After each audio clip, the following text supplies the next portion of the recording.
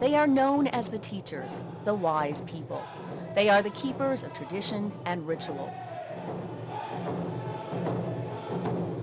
They may be Cree, Dene, Assiniboine, or Saulteaux. They are all treaty elders of Saskatchewan. When you see a circle, there's no beginning, no ending. Elders represent different First Nations, but they share similar spiritual philosophies, teachings, laws, and traditions. The circle is sacred. In gatherings, feasts, and ceremonies, a physical circle is created to honor the sacred circle, the circle of life. You're a child, you're born an infant, then you go around that circle. You become a little girl, child. Then you become an adolescent, a teenager. Then you become a woman, a young man. You grow up. Perhaps you have children and grandchildren.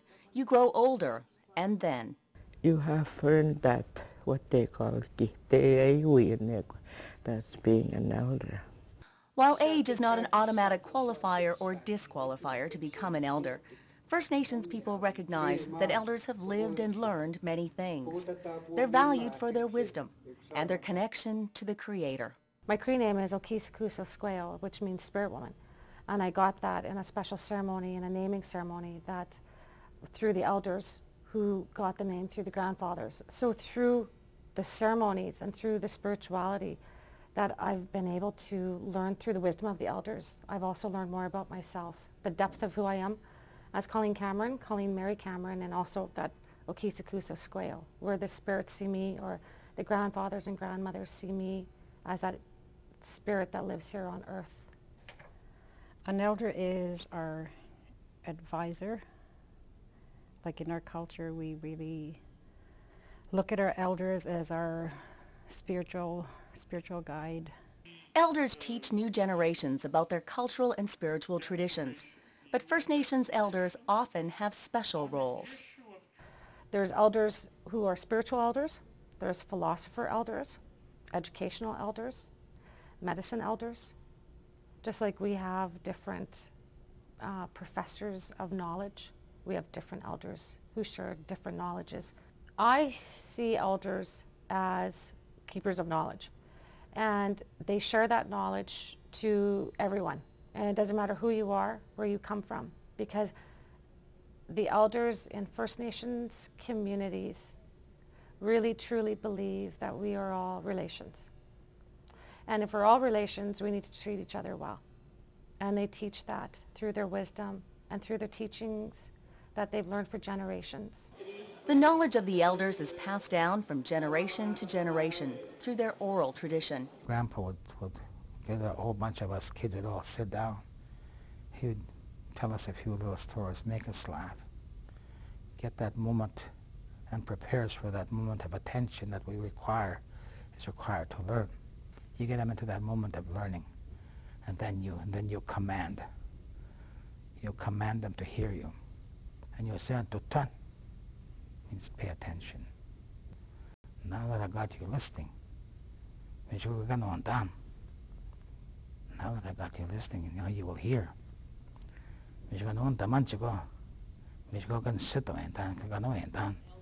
In First Nations culture, listening is the central focus of learning.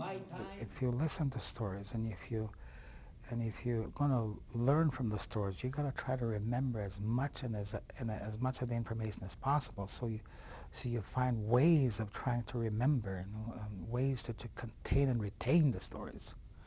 And some of the ways that the old people tell you and explain to you that if you leave your story here, or one over here, another over here, like it's like hanging a story in one corner of the room, or on this part of the story over here, and this part of the story over here. Elder Danny Muskwa is a sought-after speaker, lecturing in a variety of capacities, including the University of Saskatchewan. His father was a traditional First Nations man. His mother, a Scottish woman with a strong Catholic tradition. Yes, well, I've learned very early in life to know and to learn how to live with difference, to know and respect difference, to know that the right of people to be different is okay. Respect is a central focus of the teachings of First Nations elders. In return, the elders receive what they give. Younger generations are expected to put the concept into practice. It's respect. It all comes down to respect, and no matter who they are, you don't even necessarily have to know them. You still respect them. You shake your hand. You introduce yourself to them. You let them know who you are, where you're from, so that they can relate to all of this. And but also, it's a comfort, a level of comfort, to make sure that they are comfortable in the environment that they are in, whether they're at home or whether they're 1,000 miles from home. They are to be made to feel at home. I know if I go anywhere, like if I see elders, I'll always shake their hand and see how they're doing, and if they need anything, if there's anything I could get them, whatever, if they're walking, if they need to go someplace, just kind of, help them along. I wouldn't be a lawyer if it wasn't for the elders. First Nations rely heavily on their elders for guidance. 3 elders from Thunderchild. One of them was my grandfather, and 2 were 2 other old men who helped me through law school. When I was going to university, these elders from my community took me out and they showed me things, traditional things that they said I'd have to know because I was studying white man's education, and I shouldn't ever forget where I came from. And so they showed me things that have helped me in my own career and in my own life. If I have any sort of difficulty or bump, usually I will talk to an elder. The term elder literally means those born before us. In many ways, elders of all cultures are similar.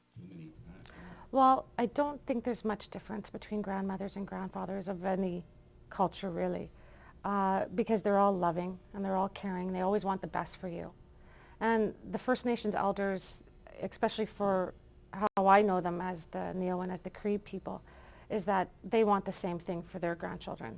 I don't think there's differences. There might be cultural differences, but the values are the same. Kindness, respect, love, teaching that to others, forgiveness. But the way First Nations elders are perceived and treated is different than most cultures living in Canada today. First Nations cultures are very traditional with their elders, being their parents, grandparents, or what have you. They treat them a little differently in that they, once they get old, you are responsible for their care as opposed to sending them or putting them somewhere for someone else to take care of them. They're in your care. Like when you're growing up, you're in their care, and as they get older, now you become the holder of that responsibility, and now you have to take care of them.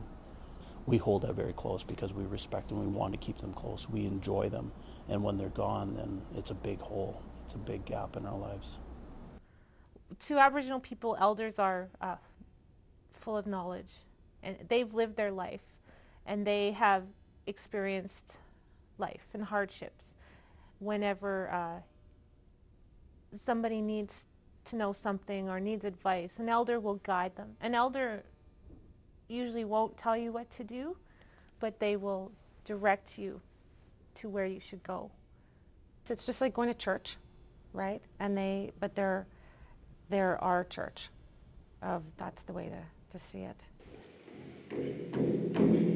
This is called the Circle. It includes a sacred smudge, prayers, music, and dance, and it's part of the curriculum at Oskayak High School in Saskatoon. Oskayak literally means young people in Cree. The Circle is bringing many young people full circle. As Canada's treaty history takes its place in textbooks and classrooms across Saskatchewan, many First Nations youth are reclaiming their roots. As the resident elder at Oskayak, Mary Lee is in charge of that process. I can't call myself an elder. Other people can call me an elder, or they can see me as an elder, but I see myself as a cultural advisor. It's a sentiment expressed by most elders. Through their words and deeds, they come to be seen as elders by their communities. But they themselves won't use the term to self-describe. For me, to be an elder is such a prestigious title, and I'm just not there yet. You know, I have a lot of work to do. Because I've worked with many elders in my time, and they were so humbling and they were so healing. They walk into a room and things become different. Elder Lee offers cultural and practical guidance to young people. Teaching them patience, which sometimes young people left it somewhere along the way, but the patience are very short. So we teach them, that's art. Art is a healing journey for them as well. They will do art with beadwork, and they will create colors, and colors usually tells a story of where we're at on our journey. That people are starting to go back and learn more about their culture, really of who they are, where they fit in that community. Because once they start to realize that, then they have integrity, and that integrity of themselves as whether a First Nations person from Beardy's, or you're from Cowsis, or from Soto, or you're from Whitecap Dakota Sioux First Nation. It's learning more about the integrity of what these elders have and how they share that with you. We hold hands at the round dance, we sing, we're happy. The round dance is a common ceremony among all First Nations, usually organized to remember loved ones who have passed away. The round circle demonstrates again the circle of life and First Nations' belief in the interconnectedness of all life. And in our teachings, everything has spirit. There are also healing round dances to pray for the sick and treaty round dances. Our ancestors and your ancestors, we're remembering them, the signatories of our treaties. The elders advise us do that. And in that way, they'll bring you strength.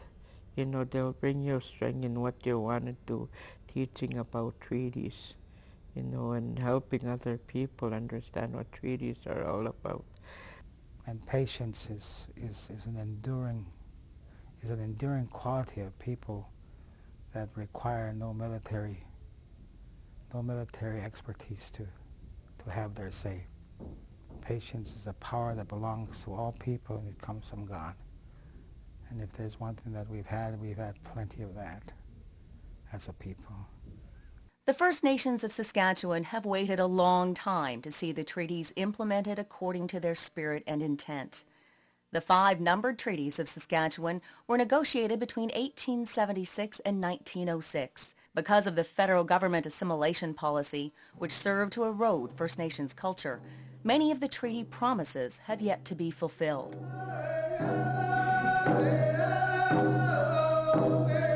A new generation of optimism is gaining momentum with symbolic recognition in the legislature and tangible advancements in treaty resolution. The elders played a critical role when the treaties were first negotiated. Today, they are still the pivotal guides as First Nations and non-First Nations people try to implement the treaties in a modern context. But this is what we have to have. We got to have a commissioner. We have to have a table where we can talk, where we can have dialogue. We can throw the bannock on a table and see how best we can slice it. We have our homelands called the reservations, which we call the Skunamazo, and that, first in our sense, is what we kept for ourselves.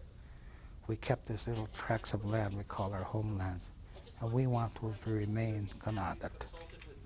We want them to remain sacred and left as they were. And that's all we want, is to continue to have a little bit of the resources of the land, to continue to educate ourselves, to continue to add our share to the land, to continue to participate in the growth of this land, but at the same time to have a little place where we can go and stamp our feet and do our little dances and sing our songs and raise our children to learn our language, and that's it. And still be Canadian, and still be First Nation, and still be Ojibwe, and still be Anishinaabe. That's what Canada is all about. Trudeau said it very well. Trudeau said, here you can be what you want to be and still be Canadian.